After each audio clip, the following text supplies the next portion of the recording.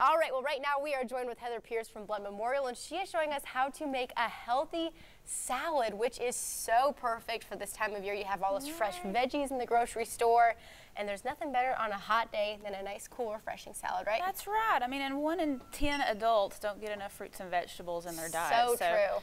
Why don't we, this is a good opportunity to just dive in. Yeah. And while, you're right, while everything is in season. And it looks so, and it's so colorful and so fresh. Okay, so. And the good thing is you can have a lot of variety. Yeah. So, you know, I've seen some salads that look like, you know, there's not any vegetables in them. Exactly.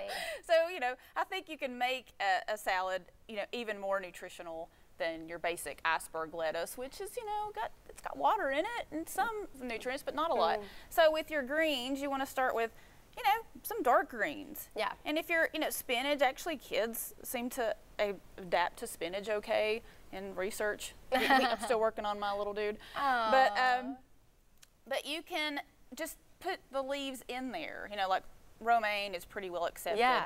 And then you could put like some leaves or kind of mix it up. You don't have to have all. You can take off the stems, you know. I'm trying to get myself into arugula. I've heard that is really delicious. good, and it takes peppery. Yeah, that is a good one too. So yeah, and with your topping, so there's an opportunity to make your salad colorful with your vegetables. And I've got a different variety. Of course, tomatoes are in season right now, cucumbers, and you can go to the grocery store and get these nice little peppers that you don't even have to cut. You just throw them in. Yeah, exactly. So those are nice.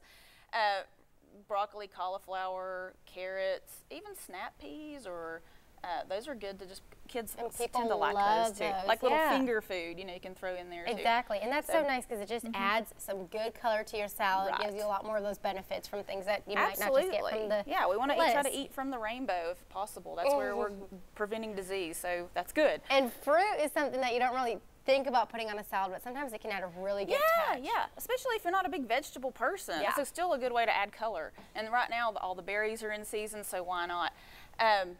So throw those on. Maybe even some dried fruit if you're not really into a lot of fruits either. Yeah.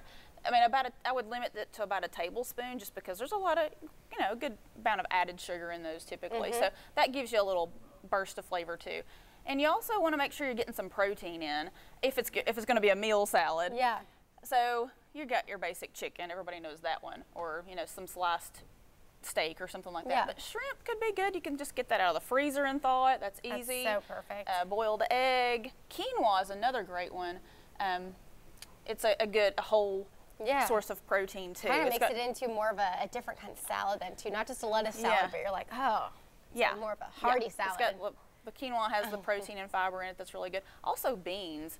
Garbanzo beans tend to do really nicely on a salad. So those would be good to add to it. Also cheese, we gotta have cheese on there, right? Get a little calcium boost with it, but you don't wanna go overboard with it. So I would go with something that has a little bit more pungent flavor, like some of your feta cheeses, gorgonzola, and if you go with cheddar, maybe the sharp, extra sharp, I found that too. So it's gonna be a lot more flavor in a less amount. So that's a good way to do that. Totally makes sense. And then nuts. You need some, a little bit of crunch. Right. Croutons don't have really any nutritional value. So let's go with some nuts, some healthy fats there. And also with our dressing, salad dressings, there's some yogurt-based dressings out there that are actually pretty good. I was going to say dressing because you want it, what's the good amount? Because you don't want to like have your salad swimming in dressing, usually about a tablespoon or two, depending on how big your salad is. But yeah, you want to be able to see the greens, I guess, or see what you're eating on there. That's helpful. Any kind of vinaigrettes tend to go a little further too. You don't need as much of those. But salt, pepper, are those good things to use? A little, you know, in moderation. Pepper you can go wild with. Salt, just depending on your health status. I mean, I would not add a whole lot of extra because usually the pre-made salad dressings already have enough of that in it too. So, well, Heather, this looks awesome. Okay, so if people want to reach out to you, maybe find out some more information, where can they look? Well, they can look at blountmemorial.org and start there and ask questions too. I believe there's a way to ask nutrition questions. And just try it. Go out and try. Get yourself a salad. Go out there. Go to the farmers markets, support them too, and see what's in season and play with it. You know, get adventurous with food. Well, thank you so much, Heather. All right.